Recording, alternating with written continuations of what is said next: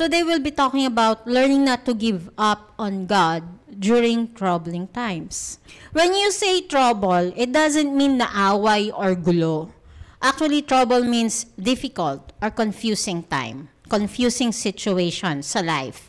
Yung time na hindi mo alam yung decision na gagawin mo and you are in a deep or big trouble. And as I grew up, noon, naalala ko nung maliit pa ako, marami akong pinagdaanan na mahihirap na bagay. And maniwala kayo or hindi, pero it was a struggle for me to study. I was a working student. Nag-start ako magtrabaho, 8 years old ako. Yan, nagbebenta ako, namamalengke ako mag-isa. Ako yung naggagawa ng lulutuin namin, ibebenta ko yun sa garahe namin para lang meron akong pambaon. And akala ko, nung time na yun, tinutulungan ako ng mga group of friends ko, pati ice candy. Yung pala, kinukupitan nila ako. Ayan, yung mga time na yun. Pero totoo. And that time, na-realize ko lang kinukupitan nila ako pag dumarating yung night time na ibibigay ko na sa nanay ko yung pinagbentahan ko ng mga pinamili ko or mga, ayun, goods. Pagdating sa nanay ko, hinahanap niya, bakit yun lang yung laman? Doon ko na-realize na, ginugoyo pala ako ng mga kaibigan ko. Hindi pala sila true friends. Ayan, that time. O diba, at a young age, marunong na mangupit. Ayan. Pero this time, let's see, and gusto kong ipaalam sa inyo, yung topic natin na nahinto last time, it's about Simon Peter. In John 21, hindi ko nilagay, actually, dyan, in John chapter 21, verse 1 to 6, mahaba yun. I-shorten up ko sa inyo yung story. Ang story na to is when Jesus was speaking his first disciples. Ang unang disciple na pinili ni Jesus Christ na makasama niya ay mga fishermen. And if you will wonder, bakit fisherman? Si Simon, fisherman, si Thomas, this is about these three. Si Thomas and si Nathaniel, fisherman. Bakit fisherman? Kasi fishermen that time, they were well built. Yung katawan nila. They were organized and strong enough. And they are systemized or systematized. Ang haba naman kasi pag sinabi mo, no, systemized. And may initiative sila that time. Paanong initiative? When Simon Peter, sa John chapter 21, when Simon Peter stood up, sabi niya, lalabas ako, mag-fishing ako ngayon, araw na to. What Thomas did that time, nung nalaman niya na mag-fishing si Simon Peter and si Nathaniel, sabi niya, sama kami. Sama kami. Kahit hindi sila sinasabihan ni Simon Peter na, you need to come with me, tulungan niyo ako. At mangisda tayo. Pero sila yung nag-take initiative na, we will go. Tumayo kagad sila and we will come with you. Tumayo kagad sila. And nung time na yun, sa John na yun, sa chapter na yun, ando doon yung moment na nasa left side sila, they were trying to fish, pero wala silang makatch. Ang tagal na nila sa dagat, wala silang mahuli. Then dumaan si Jesus Christ, tinanong sila, may nahuli ba kayo? Sabi ni Jesus Christ, may nahuli ba kayo? Wala pa, sabi nila. Hindi nila na-recognize na si Jesus Christ pala yung kausap nila. Wala pa. Tapos sabi ni Jesus Christ, okay, inipat nyo yung net nyo sa kabilang side. Yun lang yung sinabi ni Jesus Christ. And nung nilagay nila yung net nila sa kabilang side, sobrang dami nilang nahuli. Actually, nung pinag-aaralan yon, that time na yon, si Jesus Christ mismo, parang trinobol niya yung water. Parang may ginawa siya sa water para maglabasan yung mga fish. So parang blessing in disguise na nahirapan sila mag-fish, pero andun si Jesus Christ, nung pinagalaw ni Jesus Christ yung water, nandun yung mga fish. At nakakatch sila ng marami. So, right now, meron isang girl, lipat na tayo, no? Nung story natin. Meron isang girl, naalala ko, in-interview siya, dito rin ako na-stop, naalala ko, in-interview siya, and she was having a hard time. Sobrang bigat na mga nangyayari sa buhay niya. Ang dami nangyayari, siguro hindi na isa-isahin. Dumating siya sa point na she was asking God. And may nagtatanong rin sa kanya, nagtataka na, buti nakakayanan mo pa yung nangyayari sa buhay mo. Pero she was asking God, and ito yung kanyang tinanong kay Lord.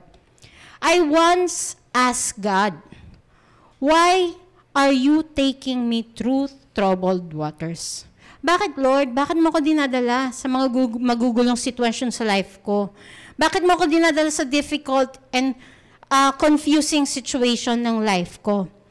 And for her, ang impression, and clear na sinabi niya, dun sa book niya na sinulat, sinabi niya, ang impression for her, na parang nag-speak si Lord sa kanya, ang sabi raw ni Lord is, he replied, sabi ni Lord, because your enemies can't swim.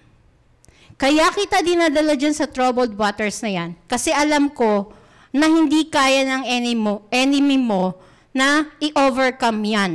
Difficulties na yan. Pero ikaw, alam ko na kaya mong i-overcome yung difficulties and yung confusing situation na yan. And that's the time na parang na-realize ng girl na, oo nga, parang I need to stop questioning God. Bakit mo ako nilalagay sa difficult moment ng life ko? Because God knows best.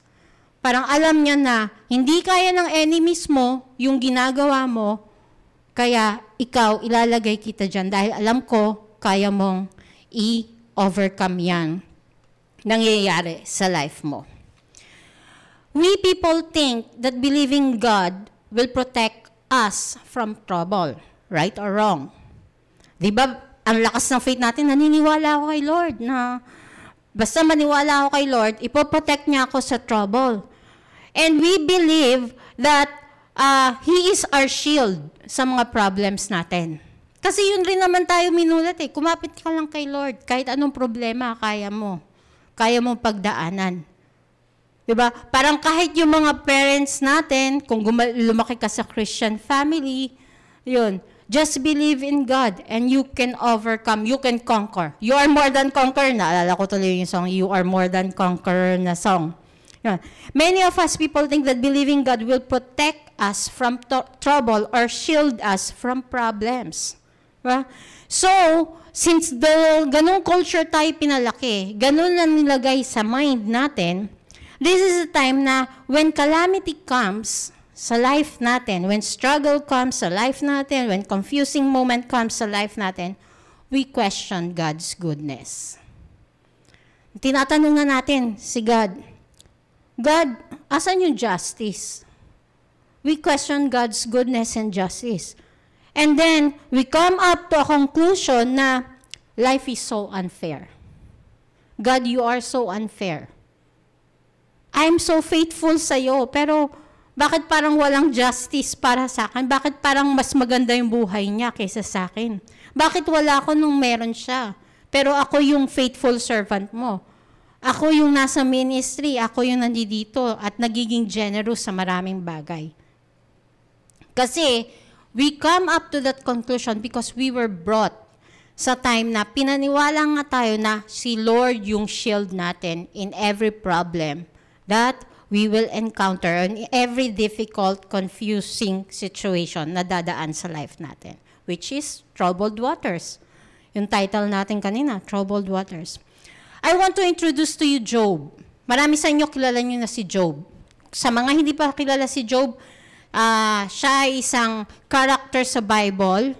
And yung taong to si Job, ang dami niya na-experience na hindi maganda sa life niya. Tinanggal ni Lord lahat ng meron sa life niya.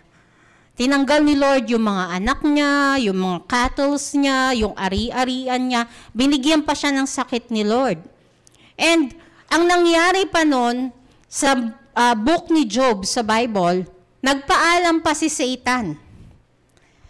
Sabi pa ni Satan, ni enemy, kay Lord, sige, hayaan mo ako na galawin ko si Job. Sabi ng enemy kay Lord, hayaan mo na galawin ko si Job.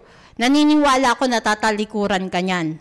Once na pinabayaan mo ako na gawin at tanggalin lahat sa kanya. And you know kung ano sagot ni Lord? Sure, sige. Gawin mo lahat ng gusto mong gawin kay Job, pero wag mong aalisin yung buhay niya. Wag mong tatanggalin yung buhay niya sa kanya. Gawin mo lahat ng gusto mong gawin. But I'm confident na si Job yung pinaka-faithful kong tao sa Bible at hindi siya bibitaw sa akin. Pero si Satan, maniwala ako sa'yo. Sabi pa ni Satan, hindi totoo yan. Alam ko, kaya ko siyang patalikurin sa'yo. So, yun ang ginawa niya. Imagine niyo, inalaw ni Lord na mangyari yung troubled situation na yun kay Job, yung difficult situation na yun. Inalaw ni Lord na mangyari kay Job. Diba? Pero, most of the time, we see Job sa Bible na, wow, Job is so strong. He's so strong, tama? Emotionally. Kasi tinanggal ni Satan yung mga cattle niya, yung mga ari-arian niya, even yung mga anak niya. Namatay, nakita niya sa mismong harapan niya. Wow, Job is so strong emotionally. And again, he's so strong mentally. And again, binigyan siya ng sakit, leprosy. Nagkaroon siya ng ketong-ketong. And still, ang tingin ng tao, wow, Job is so strong physically.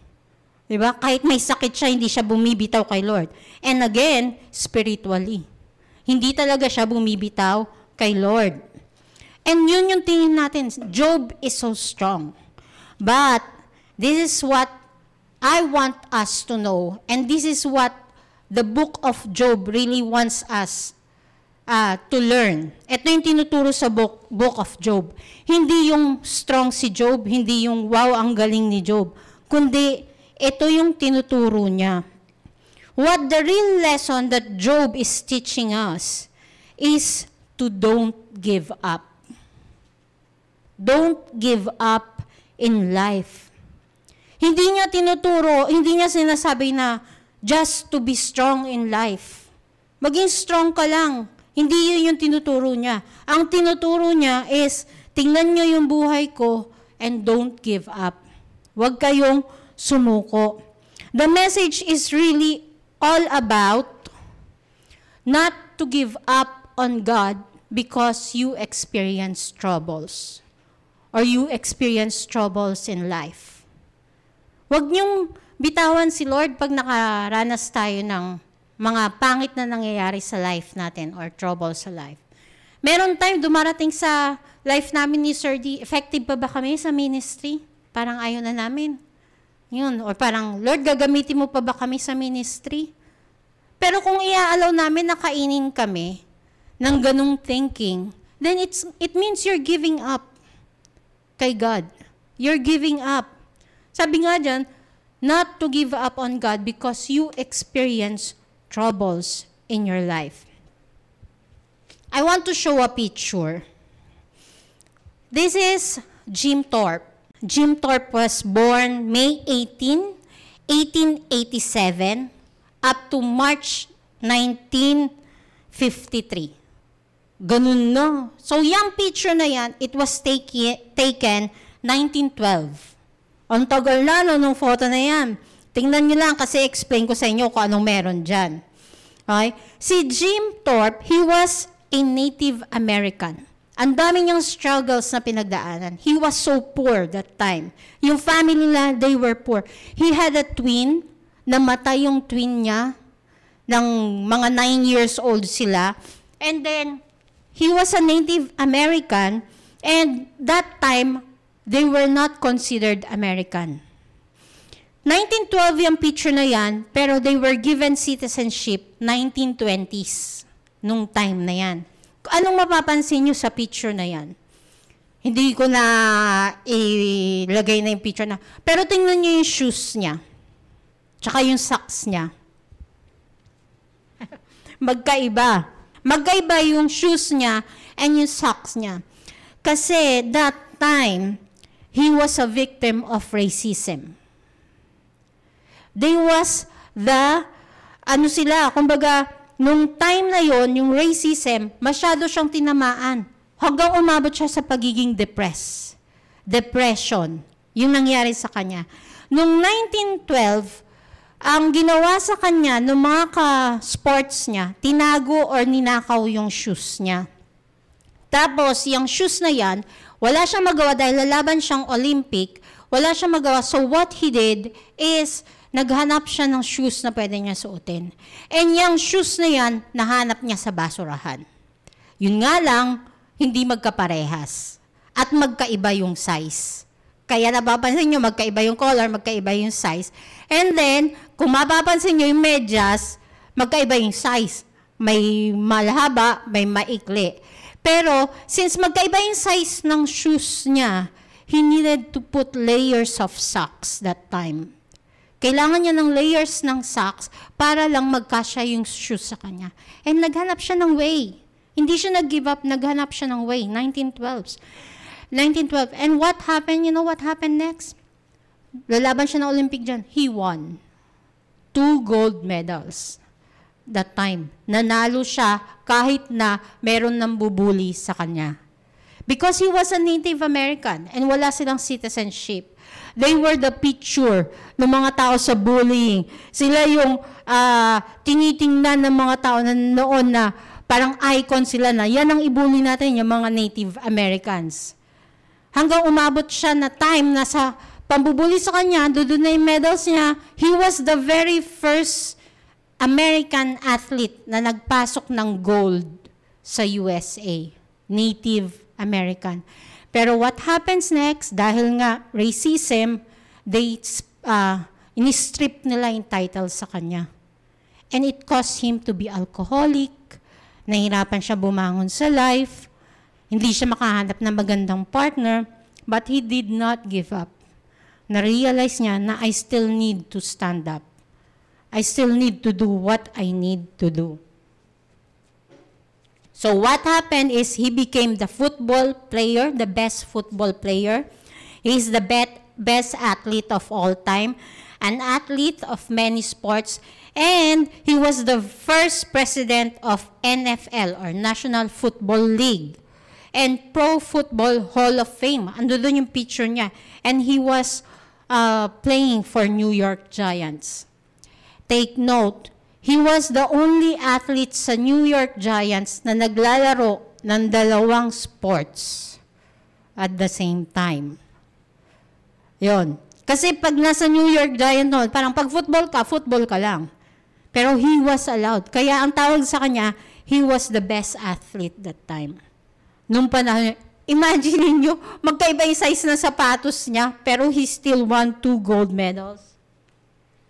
So, now, itong picture na to, nakalagay yan sa Hall of Fame nila.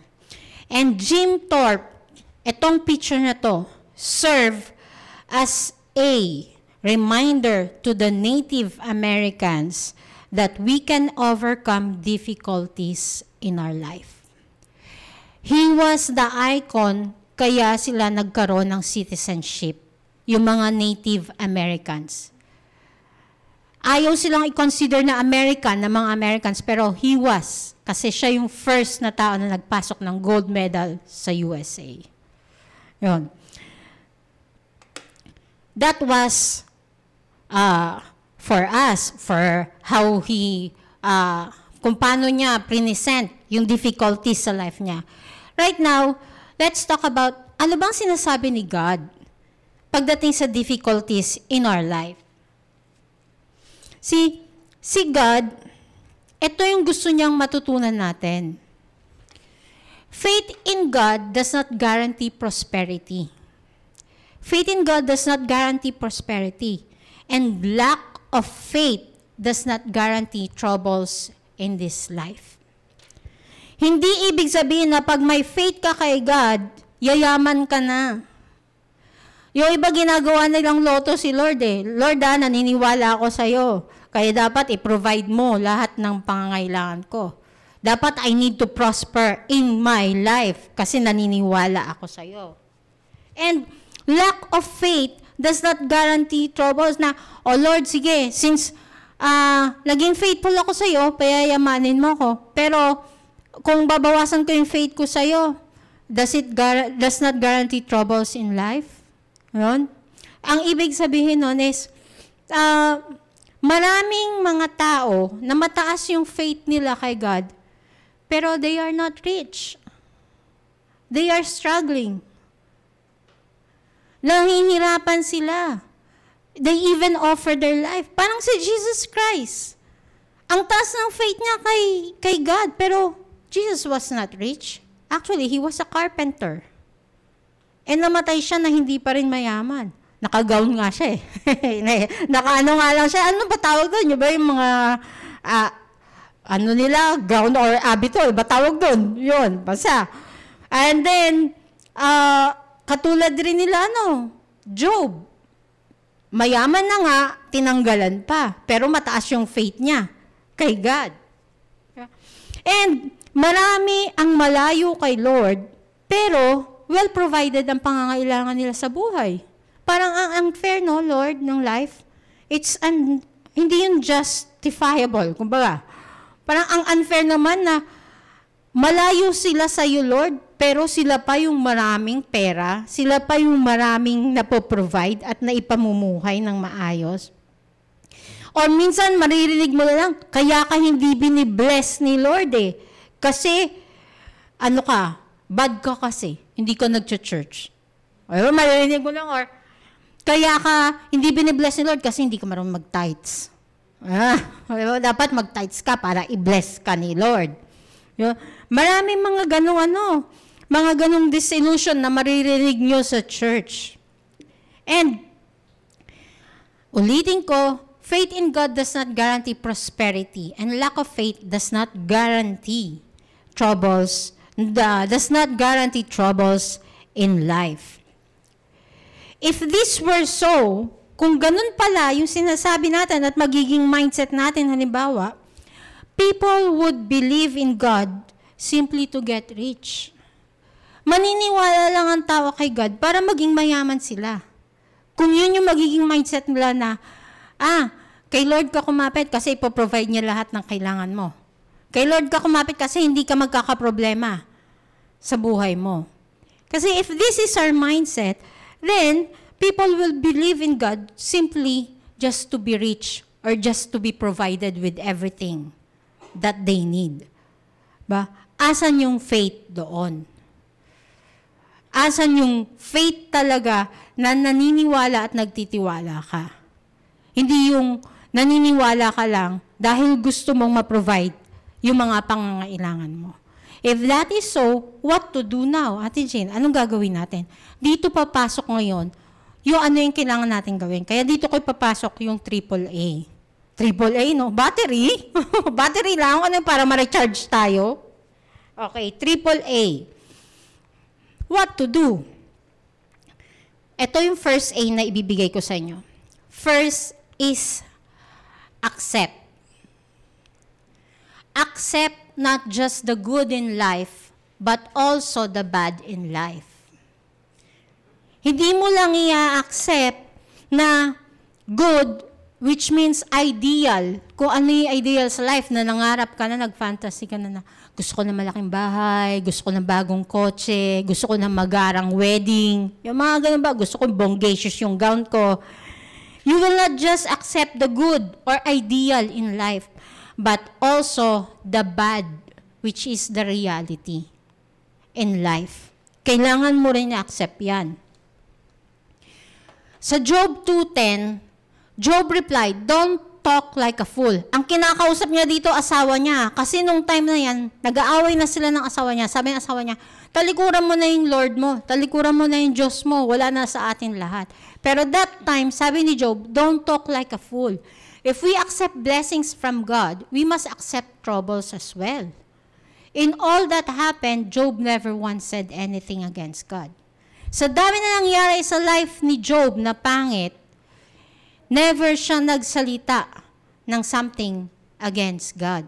Tinawag niya pang foolish yung asawa niya. That time. You are talking like a fool, sabi niya. Kasi kahit naman tayo in reality, di ba?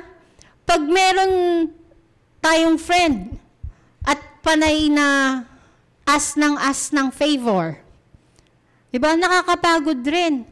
Tapos pag ikaw naman yung may kailangan ni ask na favor, parang ayaw niya. Ayaw niya magbigay ng favor or lalayuan ka niya. So parang ako lang yung naghihirap, siya yung hindi. Ganon. Oh, may mga nag-a-agree, no? Yung iba nakayuko na nag-a-agree. Yun. So, ulitin ko. Okay? Accept not just the good or ideal in life, but also the bad. Why do we need to do this?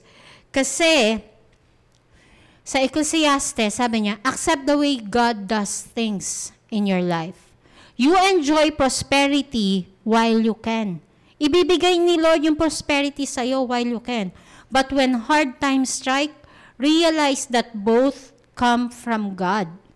Remember that nothing is certain in this world. Accept the way God does things. Di ba sabi niyo nga, so, ang ibig sabihin dito, nung time na nag-speak si Sir D dito, we need to learn how to be happy. And paano maging happy? Maging content tayo. Enough is being happy. Ibigay kay Lord yung mga kailangan, yung pangangailangan. I-offer kay God kung ano yung pinag-struggle natin ngayon. Lord, I give it up to you. I accept kung ano yung gusto mo mangyari. And naniniwala ko, pag will mo, ipoprovide mo. Ikaw ang gagawa ng way. And then, enjoy prosperity while you can. Hindi ibig sabihin na enjoy prosperity while you can, hindi ibig sabihin nun, sayangin mo ang buhay mo. Yung iba habang meron waldas. Yun. I-enjoy mo kung ano yung blessing na meron dyan. Pero, use it properly. Kasi you still need to use everything that you have for God's glory. And then, sabi niya pa, but when hard times strike, realize that both come from God. Pag nandoon na yung trouble moments sa life mo, you need to realize na, oops, inalaw rin to ni Lord sa buhay ko. And naniniwala ako na siya yung gagawa ng way para ma-overcome tong struggle na to sa buhay ko. Mas malaking part ng growth natin ay nanggagaling sa mga masasakit na pangyayari sa life natin. Yung growth natin, 70% dyan sa study, 70% ng growth natin comes from painful experiences in life. And that's true. Kasi galing yun sa studies. Nag-survey pa sila. Yun. And si God, He gives great emphasis or He emphasizes or special importance in our character. Yun yung mas tinitingnan ni Lord sa atin. Yung character na lalabas sa'yo pag nasa ganitong situation ka or nasa ganitong pangyayari ka sa buhay mo. Next is allow. What is allow, Ate Jane? Allow God's capabilities to rescue us from suffering. Allow God's capabilities to rescue us from suffering. It means na i-allow mo yung kakayanan ni Lord na i-rescue ka sa kung ano yung nangyayari sa life mo. Meron tayong mindset na mga tao na ang mindset natin ay ganito. Buhay ko ito. Kaya mas alam ko kung ano yung gagawin ko. Ano yung tama para sa akin dahil buhay ko ito. And actually, if you will think, He may also allow our suffering teach us important spiritual lesson Kaya nga siguro rin inaalaw ni Lord yung suffering sa life natin kasi He wants to teach us spiritual lesson. Just like what He did with Job, with the disciples, and even nga si Jesus Christ Nung time na nagpe-pray si Jesus Christ, di ba? Let your will be done and not mine. Iniiwan ko lahat sa iyo, Lord. It's your will, not my will, Lord.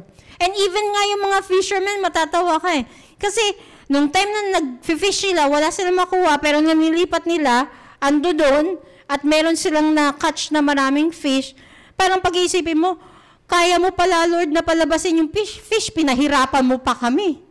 Diba? Kaya mo palang palabasin yan, pinahirapan mo pa kami para lang mangisda. Pero kasi nga, ito yung gusto rin niyang ituro sa atin na naririnig na natin minsan sa iba. Don't give men fish kasi they will only have a meal for a day. But instead, teach them or teach men how to fish and they will have a meal for the rest of their life. Hindi mo lang ibibigay. para may makain ka, may makain siya ngayon. Kundi turuan mo siya kung anong pwede niyang gawin. Suffering. Let's talk about suffering. Since nandun tayo ngayon sa suffering sa pinag-uusapan. Alam nyo ba na ang suffering, a lot of times, are self-made? Oh, sinong ano dito? Sinong agree or sinong guilty? Most of the time, or a lot of times, sufferings are self-made. Why? Because it is a choices and decisions that we make sometimes. Choices and decisions. And most of the time, it is self-inflicted. Self-inflicted, ibig sabihin, sarili mong kagagawan yan. Kaya ka nagkakaroon ng ganyang struggle sa life mo dahil sa mga decision na ginagawa mo sa life mo. And also, ito pa ang masaklap dyan. And also, we even inflict others. Nadadama yung iba dahil sa kagagawan natin. Sinong guilty? Alam ko lahat tayo guilty dyan. Meron at meron na nadamay sa kagagawan natin. Oh, gusto mo, isa-isahin ko? Yeah. Meron at meron tayong nadamay. Like, ang pwede mo sabihin, ang ito yung mindset, it's your doing, but they are the ones suffering. Kagagawan mo, pero ibang tao yung nagsasuffer dahil sa kagagawan mo. Diba? Ibang tao yung nalulungkot dahil sa kagagawan mo. Example na natin. Kunwari, parents, friends, family, partners. Actually, friends nga, oo. Mga friends, maraming friends na loyal, di ba? And itong mga taong to, na nai-inflict or nadadamay dahil sa ginagawa natin at nandiyan sila. Nandiyan sila to support you. Ito lang yung masasabi ko sa inyo. If you have these people in your life, that stand as your support in a good way, love them. Love them. If you have these people na kahit nadadamay sila sa kalokohan mo, pero nandiyan sila para isupport ka in a good way, para daling ka sa tamang path, you love them. Kasi marami ngayon ang hirap BI. Hard to say, pero BI. Diba? Even Jesus, He offered His life para lang mapunta tayo sa tamang path. This is Shrek. Nakita niyo na yung picture niya noon. Shrek. Ang cute, no? Ang cute, no? Oo raw, ang cute, no? Shrek ang pangalan niya. He is a rebellious sheep. Yeah, totoo, rebellious siya. And what he would do, hindi siya nag-stick sa rules. Pag may andyan yung shepherd, nakapila yung mga flocks, laging i-share na yung ano nila, coat nila, lagi yan humihiwalay si Shrek. Rebellious siya, parang ayaw niya. Dumating yung time na umalis siya sa linya. Tinaguan niya yung shepherd niya. Kasi ayaw niya nga magpatanggal ng ano niya ng coat niya. Magpa-shear. Pero parang just like little kid, we think we know everything. Parang katulad ni Shrek. Akala niya, alam niya na hindi maganda na i-share yung coat ko. Lalayo ko sa inyo. Lilipat ako ng lugar. Ayun. So just like little kids, we think we know everything. Ganun tayo rin. Diba? Minsan mag-isip, akala natin, alam natin lahat. Alam niyo, children, we do not need to be told who to admire. Ang mga bata rin. They do not need to be told who to admire. But they need to be told about the people that they might admire so that they have the choice. Ganun rin sa atin. Hindi ko pwedeng isa-isahin sa inyo na ito ang i-admire nyo, ito ang gawin nyo. But you can just say to the people who, di ba nga, growing relationship to Jesus Christ, we lead them, we facilitate them. Hindi mo ipupush sa kanila na dapat maniwala kay kasi magaling siya, at saka siya yung leader dito. Hindi ganon. But, sabi rin dito, we need to be told so that we can have a choice. magkaroon na tayo ng choice kung gagawa ba tayo ng tamang decision or mag-i-inflict tayo ng ibang tao. Choice nga di ba? So, since si Shrek, that time, hindi siya nagpa-share. Anong nangyari dyan? Hindi lang siya nagpa-share ng one day. Nagtago siya for 6 years. Tumira siya sa cave. Ano kayo nasa utak ng ship na yan? No. 6 years. Nagtatago siya, hindi siya umuwi sa kanila. Hanggang naging ganyan na yung itsura niya. Imagine nyo, the shepherd, hinanap siya. So, na-inflict yung shepherd. Dahil sa kagagawa ni Shrek, yan, inahanap niya si Shrek.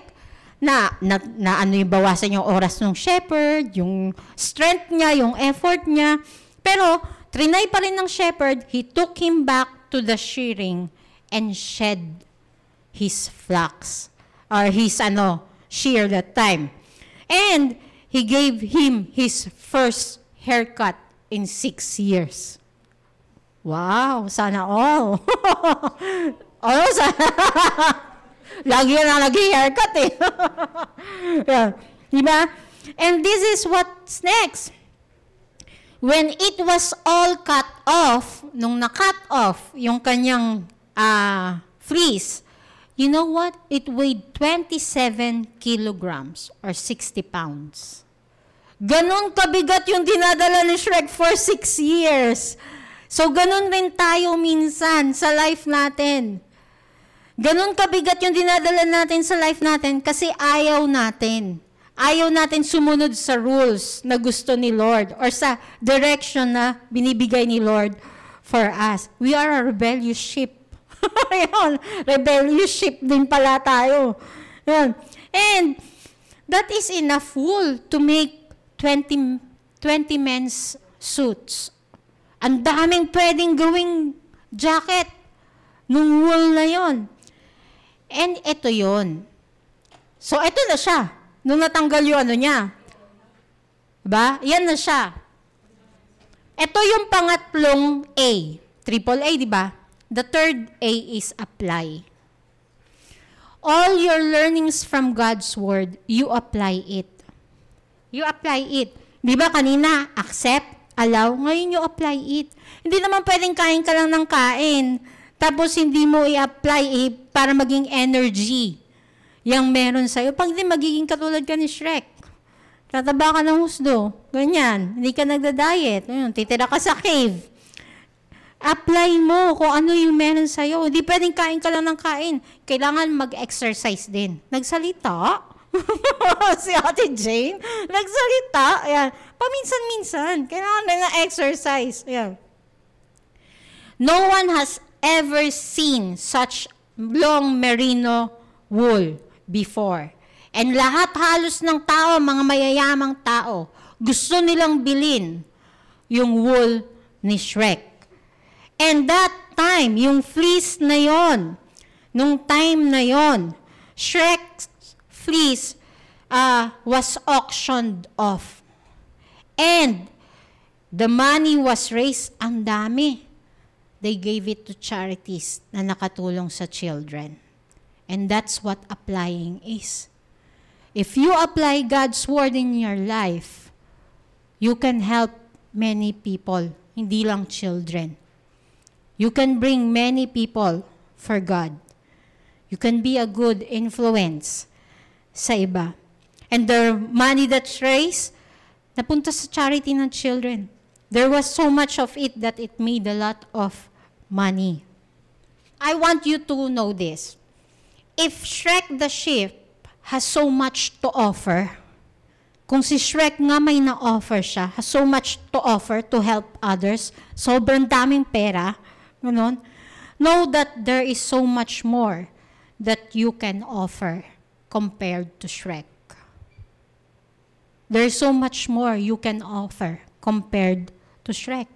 Ang daming gifts, ang daming abilities binigay ni Lord sa atin. Ang daming talents, ang daming kakayanan na binigay si Lord sa atin. Sa Leviticus, if you carefully obey all my laws and my rules, the land I am bringing you to live in will not vomit you out. Sa Leviticus yan. Sumunod ka lang sa gusto ko or sa sinasabi ko sa'yo. Kung saan kita dadalhin, for sure, hindi ka itatakwil ng mga tao doon. Malamang mamahalin ka pa nila. And then, I have told you that you will take their land. I will give it to you as your own. It is a land flowing with milk and honey. I am the Lord your God who separated you from other people. I am the Lord your God who's... Bakit kailangan ako i-separate, Lord, sa ibang tao? Para lang magawa or mangyari yung kailangan mangyari. I want you to know this. Malapit na tayo mag-end dito. In every generation na meron tayo, bata, matanda, lola natin, great-grandfather, in every generation, there are those who hate God, and there are those who hate God's people. They hate God's people and try to block God's purposes. And then, yung mga taong hater na yon, and then, yung mga taong yon, di ba? They try to block God's purposes. When you attempt to do God's work, some will oppose. Yung iba talaga sasabihin nila, ang corny mo, pa sayaw-sayaw ka pa dyan, pakanta-kanta ka pa dyan. Some will oppose to you. Some will hope you fail. And that's true. Hindi ka tatagal dyan. Parang, bala ka. I-pray nila minsan na huwag kang magpatuloy. If you expect oppositions, you will be prepared rather than surprised. Kaya to sinasabi ni Lord sa atin, yung mga verses na to, expect that there are oppositions. Because if you expect it, you will be prepared rather than surprised. Meron ako dapat i-share ng mga pictures ng mga tao. Pero yung mga pictures na to, ng mga taong to, wala. Wala akong na-prepare. But these people, tingnan nyo na lang, yung mga katabi nyo ngayon, yan, yung mga nasa left, right, yan. Kung sino man, o diba? These people na nakita nyo ngayon, ate, kuya, kung sino man, these are the people who did their best and came out of troubled waters alive and kicking. Diba? And, yung mga ate, kuyang yan, hindi lang yan yung sila. Actually, marami sila. Hindi nyo lang sila makita, puro sila, no? Kasi yung iba nasa abroad na. Yung iba may kanya-kanyang pamilya na. Yung iba nasa, ako isa-isain ko, nasa Pangasinan, nasa Dubai, nasa Canada, nasa Amerika. Marami sila. At hindi lang tayo yung nandito. And itong sinasabi ko ngayon, these are the people who did their best and came out of troubled waters alive and kicking. These are people who accepted, allowed, and applied. Narinig niyo na malamang tong quote na to. Sometimes we are taken in troubled waters not to drown us, but to cleanse us, strengthen us, and to bless us. Pero ito yung main point na gusto kong iwanan sa atin lahat. Hard times create strong people. Hard times create strong people. Sabay-sabay nga po tayo. 1, 2, 3. Hard times create strong people. Kaya paalala mo sa katabi mo minsan, pag nahirapan na siya, paalala mo sa kanya na hard times create strong people. Accept, allow, and apply. Accept, allow, and apply because hard times create strong people. Let's stand up. Let's pray. Lord, thank you so much, Lord, for helping us, Lord, na ma-overcome yung mga struggles, difficulties sa life namin. Help us, Lord, for giving us reminders of what to do, Lord, sa mga nangyayari sa life namin. Most of all, we ask help, Lord, kung paano namin may accept yung good and bad sa life namin, yung ideal and reality sa life namin. We also ask help, Lord, na tulungan mo kami na i-allow namin yung kakayanan mo, yung capabilities mo, Lord, na i-rescue kami sa suffering, O God. And most of all, Lord, we pray that you help us apply all the learnings na binibigay niyo sa amin, Lord. Because we know, Lord, that hard times create strong people, God. In Jesus' name we pray. Amen.